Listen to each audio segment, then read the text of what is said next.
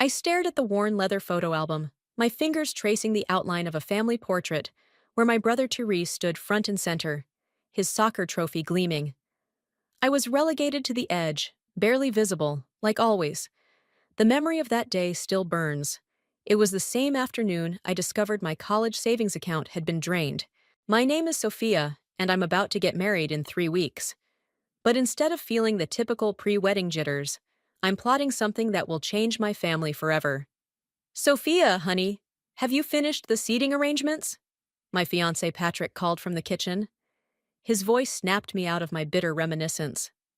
Almost, I replied, closing the album with more force than necessary. Just trying to figure out where to put my parents. Patrick appeared in the doorway, wiping his hands on a dish towel. We could just not invite them. I shook my head. No, they need to be there. They need to see everything. The doorbell rang, interrupting our conversation. It was Paris, my best friend since college, carrying a bottle of wine and wearing her signature concerned expression. Spill it, she said, settling onto my couch. Your text sounded urgent. I pulled out an envelope from my desk drawer. Cream-colored, expensive paper, with elegant gold lettering. I received this yesterday, from Aunt Stella. Paris's eyes widened. The infamous Aunt Stella? The one your parents never talk about? The very same. I handed her the invitation. She wants to meet me for lunch tomorrow, says she has an opportunity to discuss. Your parents will flip if they find out, Paris warned, pouring 3 glasses of wine. They're too busy fawning over Tyrese's latest coaching gig to notice what I'm doing, I said, the bitterness seeping into my voice. Did you know they took $50,000 from my college fund for his training program in Europe? Patrick sat down beside me, his hand finding mine. Tell them about the scholarship letter. I took a deep breath. Yesterday, I found a letter from 2015 in Dad's old office files. I'd won a full scholarship to architecture school, but they never told me. They let me believe I had to take out loans because my college fund was empty. Paris nearly choked on her wine. Are you serious? Dead serious. They hid it because they thought architecture was a man's profession and wanted me to pursue teaching instead. I stood up, pacing the room. All those nights I worked double shifts at the cafe, all those years of crushing student debt, and I had a full ride waiting for me. What are you going to do? Paris asked. I picked up Aunt Stella's invitation again. That's what tomorrow's about. Stella was always different from the rest of the family. She built her own business, never married, lives life on her terms. They called her the black sheep, but maybe she was just the only one brave enough to break free. My phone buzzed. A text from Mom. Don't forget, Tyrese's game is this Sunday. The whole family needs to be there to support him. I showed the message to Paris and Patrick. 7 years after graduating, and I'm still invisible. I landed the Richardson project last week, the biggest sustainable design contract our firm has seen. And when I told them, Mom just asked if I'd bought my brother a wedding gift yet. Sophia, Patrick said softly, whatever you're planning with Stella tomorrow, I'm with you. Paris nodded in agreement. Me too. It's time they realized what they've done. I walked to the window, watching the city lights flicker in the distance. I used to think if I worked hard enough, achieved enough, they'd finally see me. But now I understand. They never will. Not unless I make them. The invitation felt heavy in my hand, like it carried the weight of all my suppressed anger and hurt. Tomorrow, I would meet the aunt I'd been warned about my entire life, the woman who dared to challenge the family's suffocating traditions. My phone buzzed again. Another text from Mom. Have you started looking into teaching positions yet? It's not too late to change careers, dear. I didn't reply. Instead, I opened my laptop and pulled up my bank statements from 2015, the ones showing the sudden disappearance of my savings. Next to it, I placed the hidden scholarship letter. 7 years of receipts, documents, and proof of their betrayal, all meticulously preserved. Paris, I said, turning to my best friend. Remember when you said revenge is a dish best served cold? She nodded, a slow smile spreading across her face. Well, I think it's time to take it out of the freezer. I picked up Stella's invitation one more time.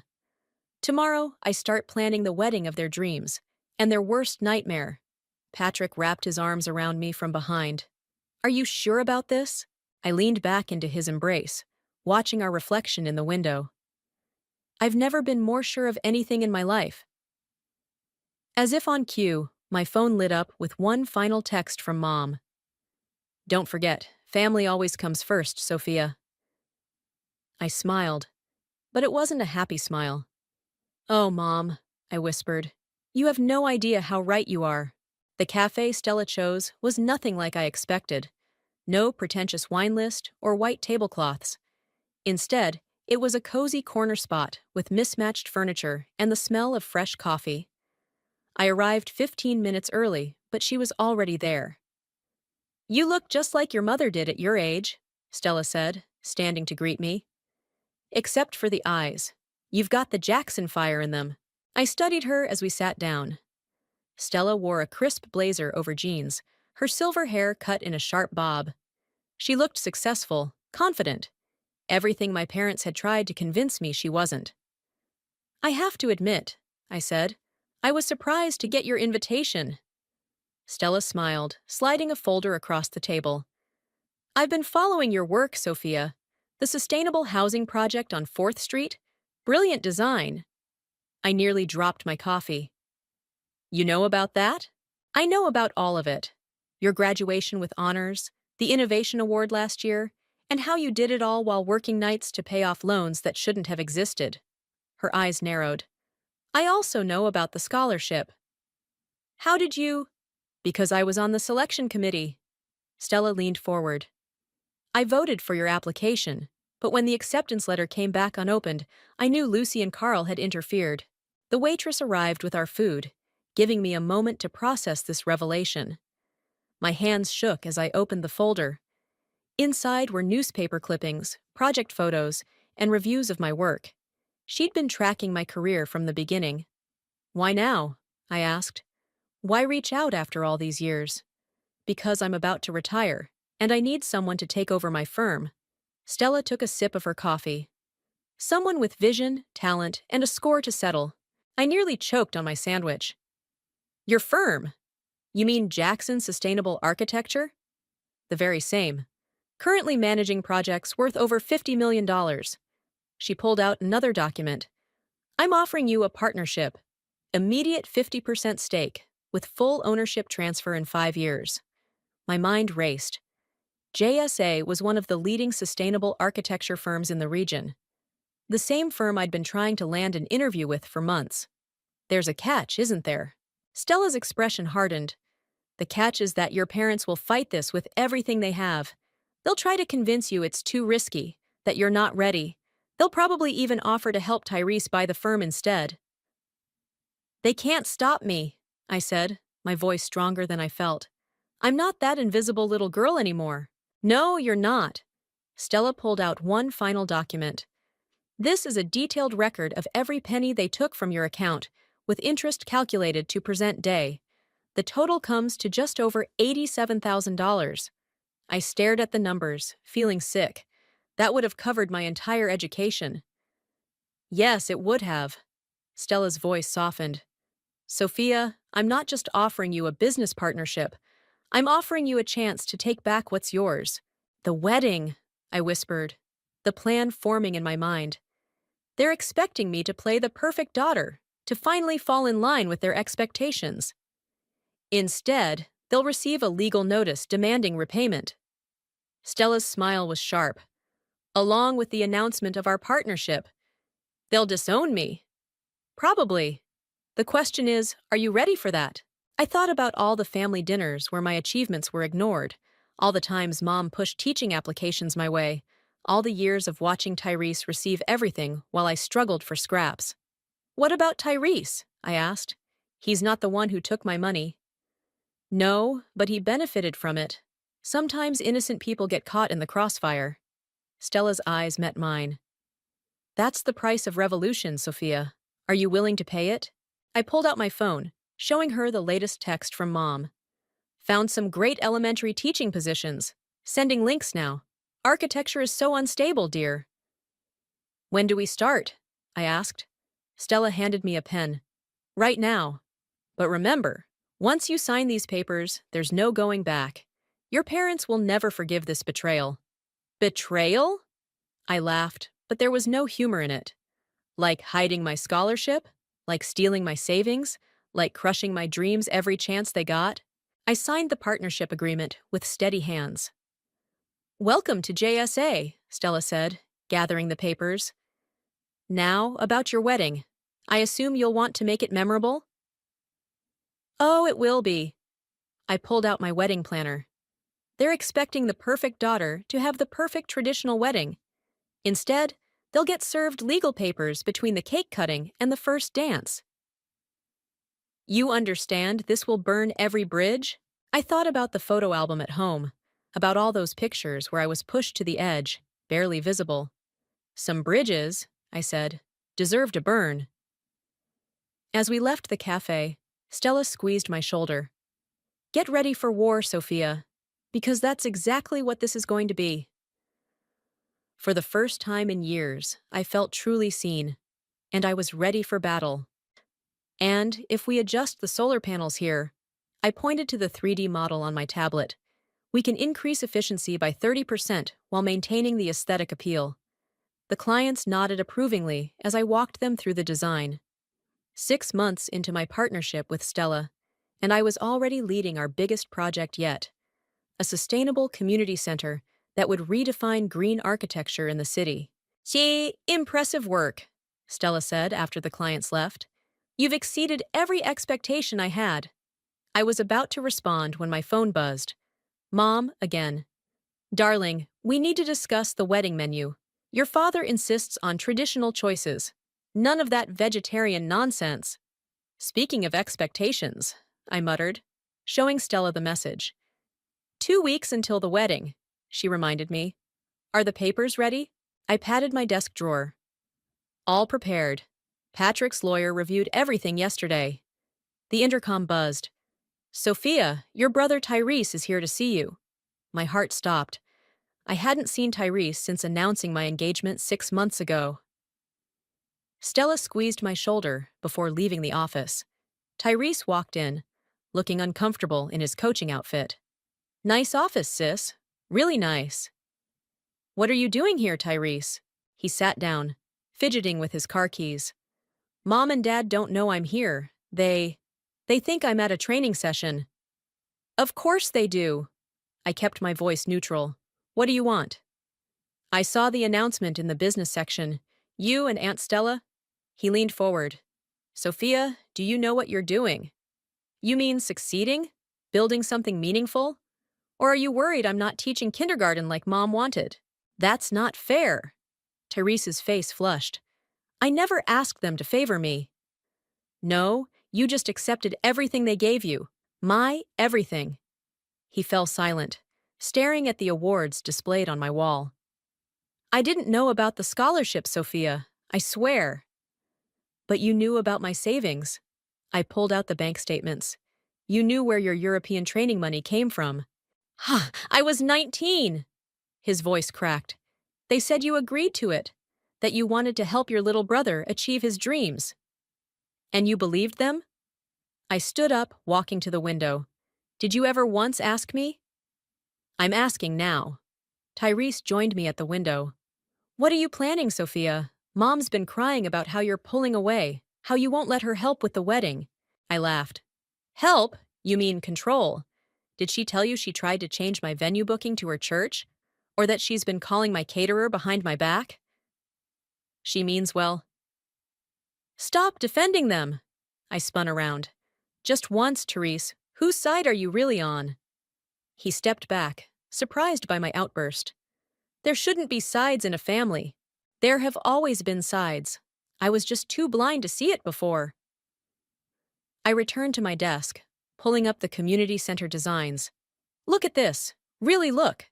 This is who I am, what I was meant to do. Not teaching, not being the perfect daughter they wanted. Tyrese studied the designs, his expression softening. This is incredible, Sophia. But why Aunt Stella? You know what that will do to Mom and Dad. Because she saw me. Really saw me. I met his eyes. When was the last time they actually saw either of us, Tyrese? Not as extensions of their expectations, but as people. He sank into the chair, suddenly looking tired. The coaching job, it's not what I wanted, never was. But they'd invested so much. Their money, my money. I softened my tone. It's not too late to change paths, you know. Maybe. He stood up, heading for the door. Just, whatever you're planning for the wedding, be careful. They're already suspicious about your success here. Tyrese? I called as he reached the door. When it happens, remember this conversation. He paused. When what happens? You'll see. I turned back to my work. Give Mom my love. Tell her the menu stays as planned. After he left, Stella returned. Everything okay? I pulled out the legal documents from my drawer. He suspects something, but he won't warn them. How can you be sure? Because for the first time, I saw my brother instead of their golden child. I added the final signature to the papers. He's as trapped as I was. My phone buzzed again. A text from Patrick. Wedding planner called. Your mom tried to change the flowers to traditional roses. I smiled, typing back.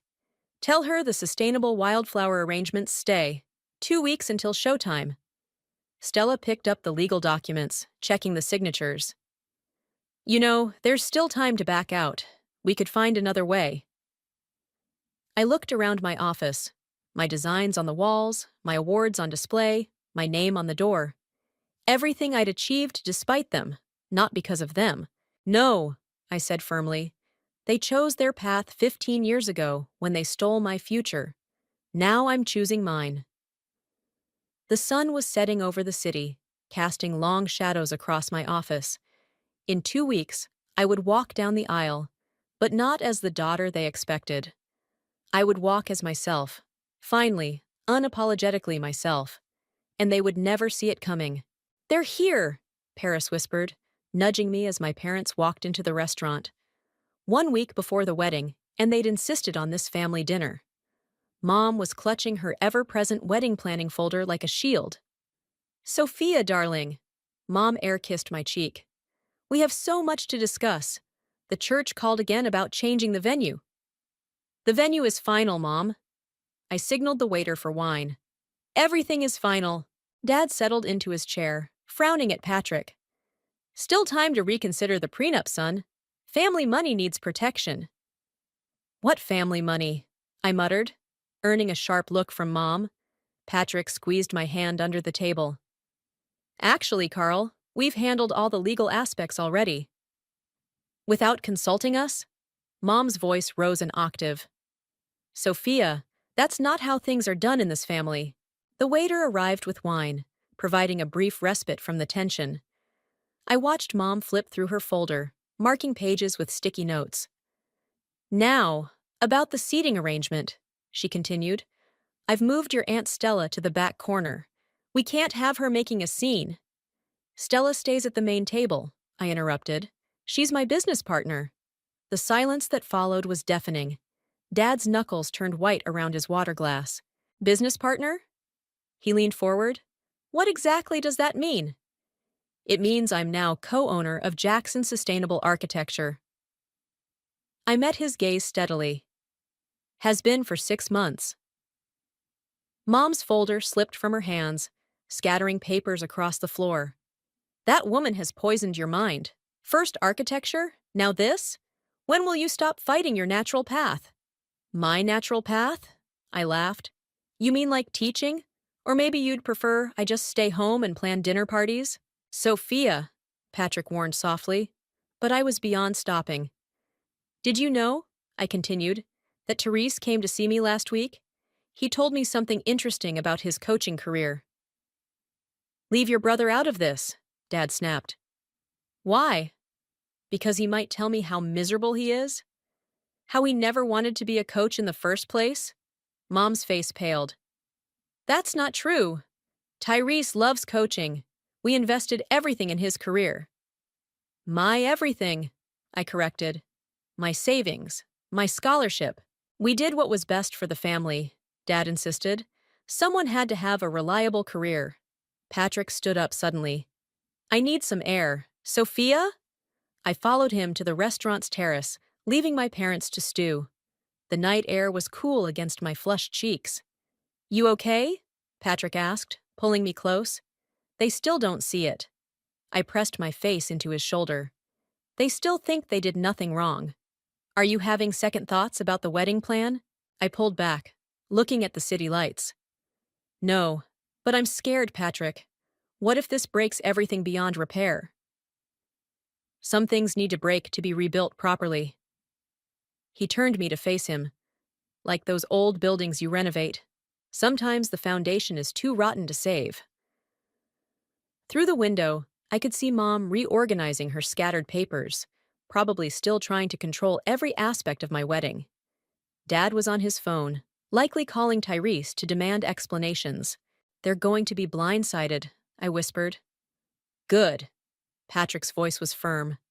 Maybe that's what they need. Paris appeared at the terrace door. Your mom's talking about changing the flowers again. Want me to run interference? I shook my head. Let her try. The florist has strict instructions to only take changes from me or Patrick. Smart girl? Paris grinned. Oh, and Stella called. The papers are being delivered to your lawyer tomorrow. My stomach churned. 1 week. In 1 week, everything would change. We returned to find Mom in full planning mode, ignoring our earlier confrontation. Now, about your dress, darling. I've scheduled another fitting. The dress is perfect as is. I cut her off. Everything is exactly as I want it. But the tradition isn't mine to follow. I gathered my purse. Patrick and I have an early meeting tomorrow. Thanks for dinner. Dad stood up. Sophia, wait. Whatever Stella's promised you, whatever she's told you about the past, she's manipulating you. I turned back, feeling oddly calm. No, Dad. That's what you and Mom did. Stella just showed me the truth. The truth? Mom scoffed. The truth is you're throwing away everything we've built for you. No, I said softly. I'm building something of my own, for the first time in my life. As we left the restaurant, I could hear Mom already on the phone, probably calling the church again. Some habits die hard. 1 week, Patrick said as we drove home. 1 week, I agreed, touching the legal documents in my bag. Then they'll finally understand what it feels like to have everything taken away. The city lights blurred past us, and I thought about foundations, the ones my parents built on lies, and the new ones I was creating for myself. Some things really do need to break before they can be rebuilt, and I was ready to swing the wrecking ball. Are you absolutely certain about this? The lawyer slid the final set of documents across his desk. 3 days until the wedding, and my hands shook as I signed the last page. I'm sure. I handed him the special envelope for my parents. This needs to be delivered exactly as we discussed. During the reception, after the first dance.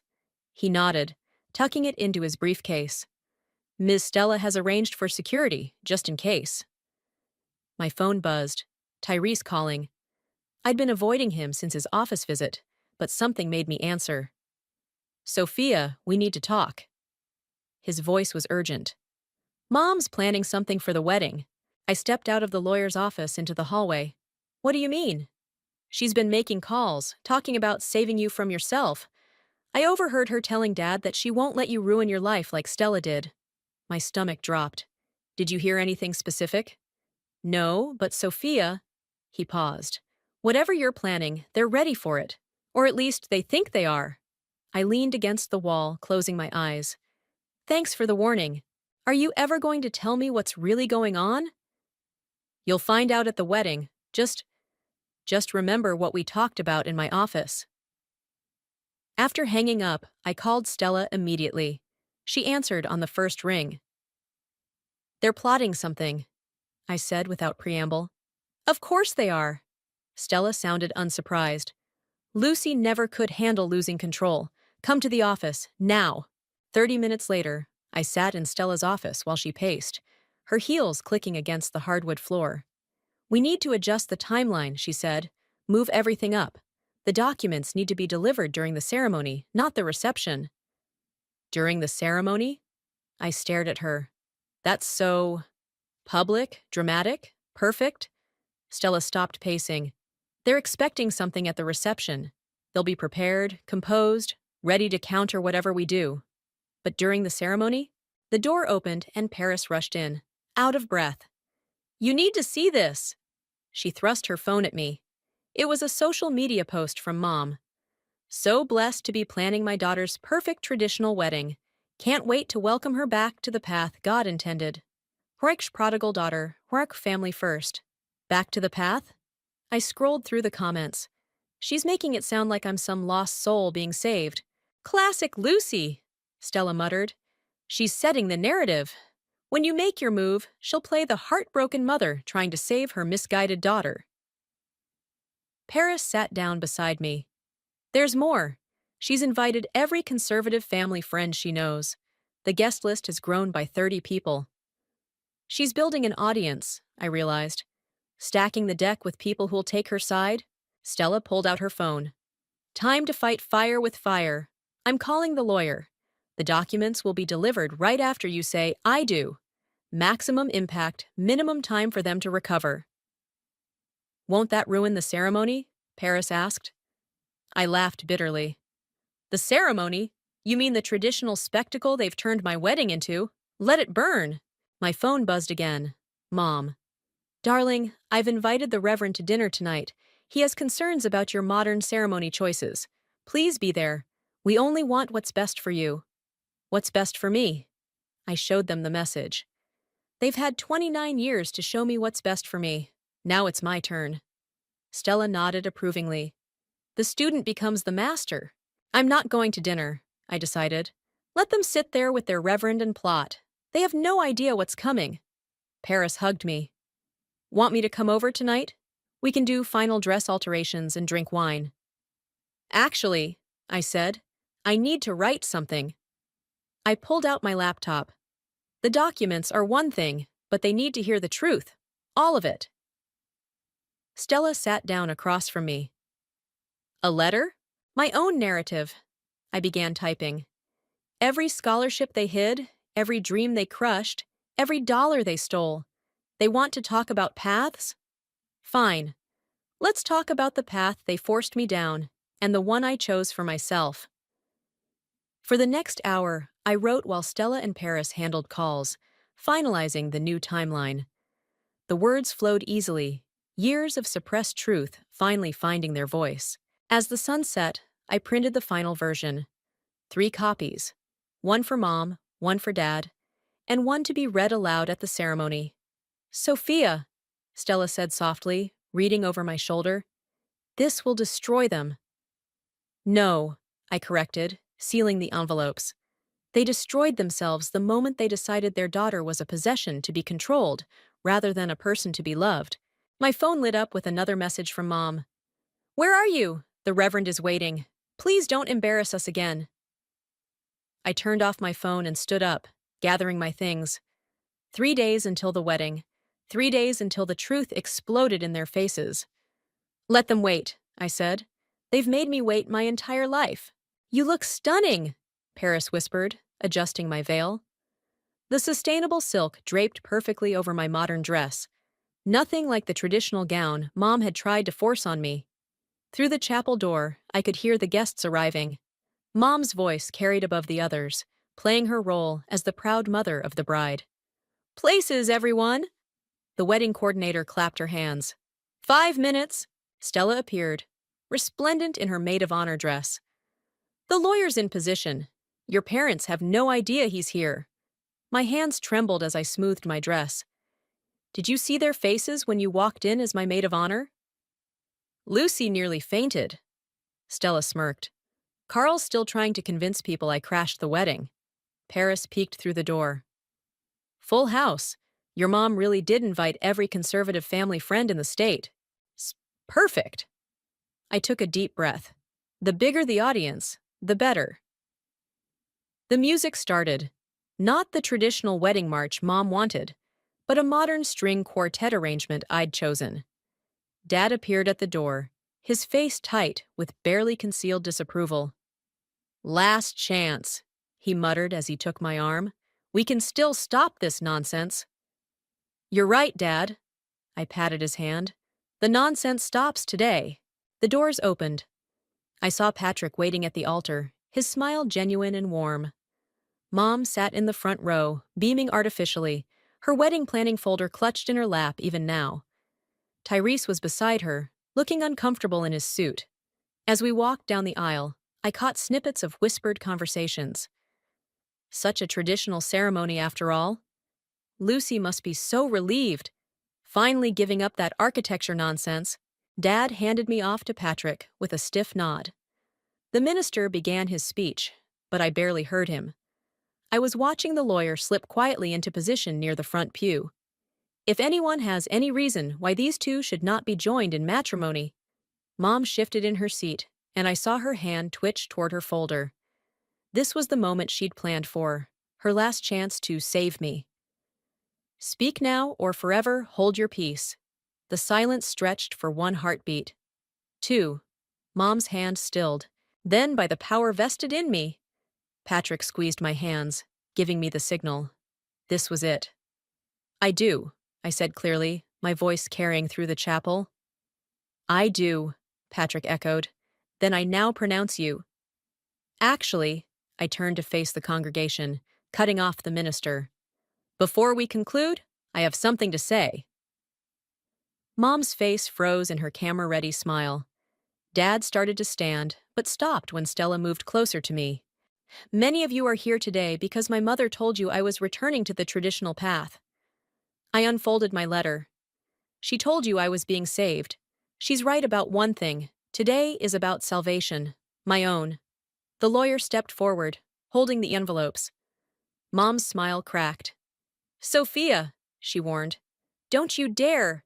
When I was 18, I continued, my voice stronger, my parents stole my college fund to finance my brother's sports career. They hid my full scholarship to architecture school. They tried to force me into a life I never wanted. Gasps rippled through the congregation. Tyrese looked at the floor, shoulders hunched. Today, I'm not just marrying the love of my life. I nodded to the lawyer, who began distributing the documents. I'm reclaiming what was stolen from me. Mom ripped open her envelope, her face draining of color. This is a legal demand for repayment, I finished. Every dollar you took, with interest, plus damages for the hidden scholarship. You ungrateful! Dad started to shout, but Tyrese grabbed his arm. That's not all. I turned to Stella. I'm also announcing my partnership in Jackson Sustainable Architecture. The firm you always warned me about, I'm now co-owner. The whispers turned to shocked murmurs. Mom stood up, her perfectly composed facade cracking completely. You planned this, she hissed. You turned our daughter against us. No, Mom. I stepped down from the altar. You did that yourself. Every time you dismissed my dreams, every time you chose Tyrese over me, every time you tried to force me into your perfect little box. Security, Stella called softly, and 2 men appeared at the ends of the aisle. You're making a scene, Dad growled, trying to approach me. No, Patrick said, stepping between us. You made the scene, for 29 years. Now you get to watch your daughter choose her own path. I turned back to the minister. Please continue with the ceremony.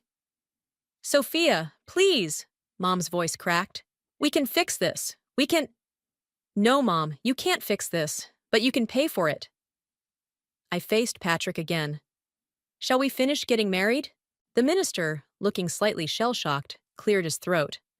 By the power vested in me.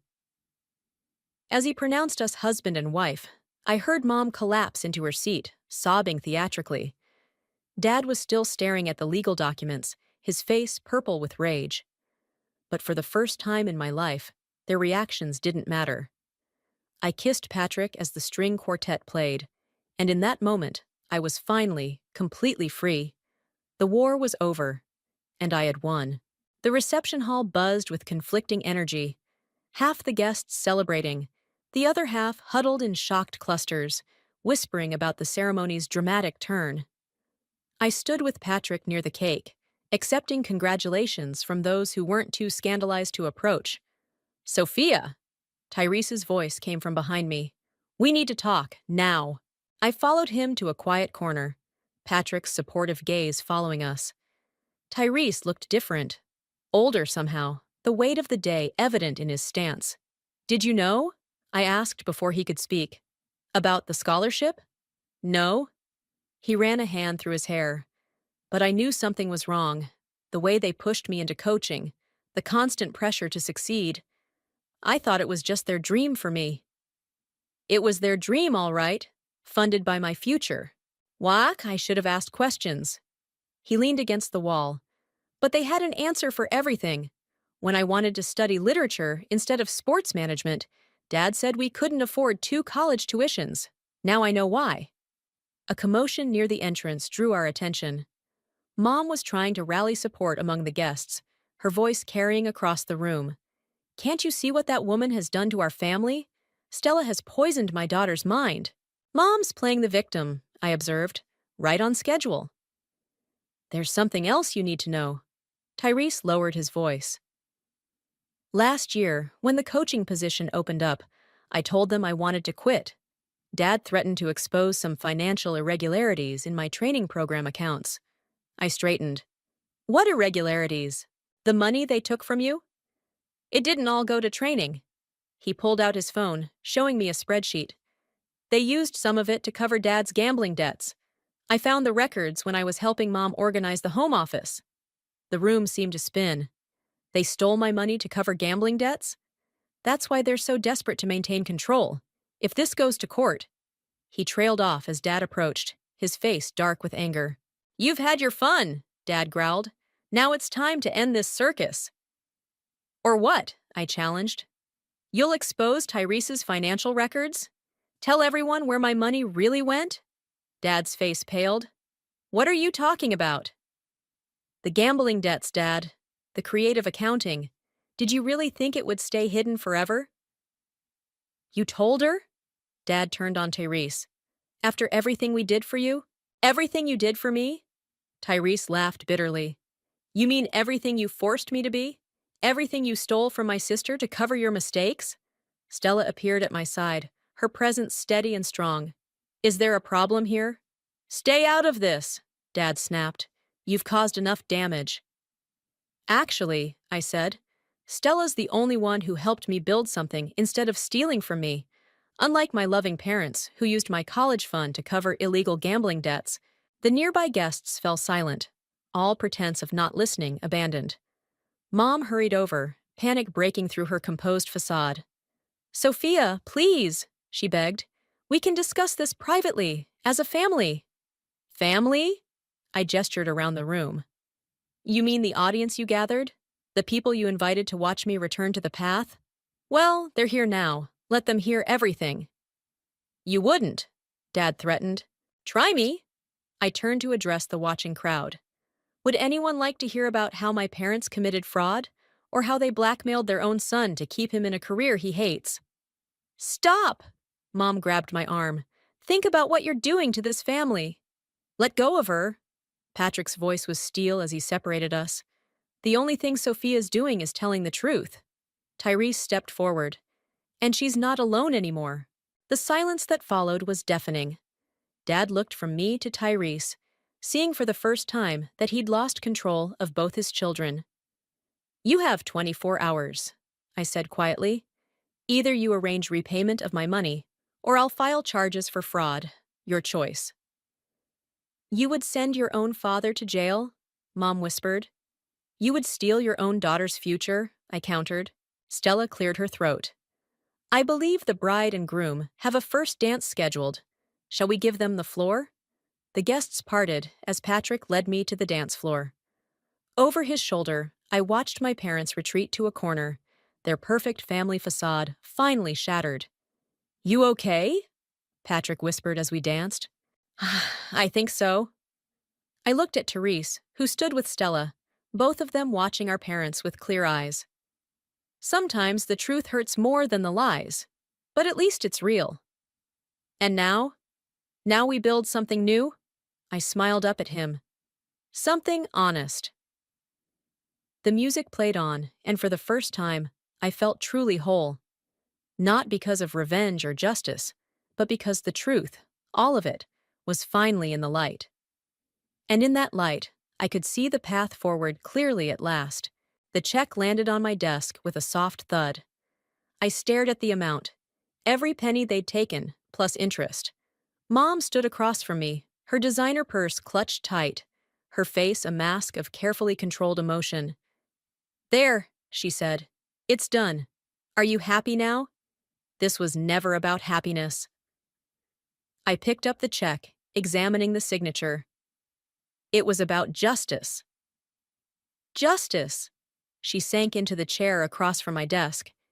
"You destroyed our family for justice?" "No, Mom. You destroyed our family for control." I gestured to my office, to the awards on the wall, to the blueprints spread across my desk. "Look around. This is who I am. Who I always was, if you'd bothered to see it. I see an ungrateful daughter who—" "Who what?" I interrupted. "Who succeeded despite you. Who refused to be broken." A knock at the door saved her from responding. Tyrese entered, carrying a cardboard box. "Found these in Dad's study," he said, placing the box on my desk. "All your old architecture competition certificates. The ones they said got lost in the move." Mom's face crumpled. "Tyrese, not you too." "Yes, me too." He sat down beside her. "I quit coaching yesterday, enrolled in a literature program." "But your father can't blackmail me anymore." Therese smiled. "Sophia made sure of that." I pulled out the certificates one by one. Elementary school design competitions, high school awards, the scholarship letter, physical proof of the path they'd tried to erase. "We did what we thought was best," Mom whispered. "No." I met her eyes. "You did what was easiest. Forcing us into your mold was easier than accepting who we really were." "And now?" She looked around my office again, but this time I saw something different in her expression. Not anger or disappointment, but confusion. Maybe even a hint of recognition. "Now we move forward," I said, "separately." "I can't fix this, can I?" "No, but you can learn from it." I handed her one of my old certificates, a Sustainable Design Award from 8th grade. "Start by really looking at who your children are, not who you wanted us to be." The door opened again. Stella entered, followed by Patrick. "The Thompson contract is ready," Stella announced, then paused, seeing Mom. "Oh, I can come back." "No, stay." I stood up. Mom was just leaving. Mom rose slowly, clutching the certificate I'd given her. "Your father won't accept this, you know? Any of it." "I know." I walked her to the door. But for the first time in my life, that doesn't matter. After she left, Tyrese pulled out his course catalog. "Think it's too late to become a writer?" "It's never too late to become yourself," Stella said, squeezing his shoulder. Patrick wrapped his arms around me from behind, and I leaned into his embrace, watching Tyrese and Stella discuss literature programs. This was my family now. Chosen, not forced. Built on truth, not control. My phone buzzed with a text from Dad. "You'll regret this decision." I showed it to Patrick, who shook his head. "Still trying to intimidate you?" "Old habits die hard." I deleted the message without responding. But so do new dreams. Stella spread the Thompson contract across my desk. Our biggest project yet, a sustainable community that would change the city's skyline. My design, my vision, my future. "Ready to build something extraordinary?" she asked. I looked at the people around me. My husband who supported my dreams. My brother who found the courage to chase his own. My aunt who showed me what strength looked like. And my own reflection in the window, finally recognizing the woman I'd become. "Actually," I said, pulling out a fresh blueprint, "I have an even better idea." I sketched quickly. A building that would house both an architectural firm and a writing workshop. A place where dreams wouldn't be buried, but nurtured. "What do you think?" I showed them the design. "A place for people to become who they really are?" Tyrese grinned. "Can I run the writing program?" "Only if I get to design the space," I teased. "Partners?" He offered his hand. "Partners." We shook on it, both laughing at how natural it felt. The sun set over the city, casting long shadows through my office windows. Somewhere across town, our parents were probably plotting their next move, trying to regain control they'd never really had. But here, in this space, surrounded by truth and possibility, their power couldn't reach us anymore. We were building something new, not just buildings and books, but a future where dreams weren't stolen but shared. To new beginnings, Patrick raised his coffee cup. No, I corrected, raising mine to meet his. To being who we always were? We all drank to that, and I felt the last weight lift from my shoulders. The war was over, the truth was out, and the future. The future was finally, completely ours.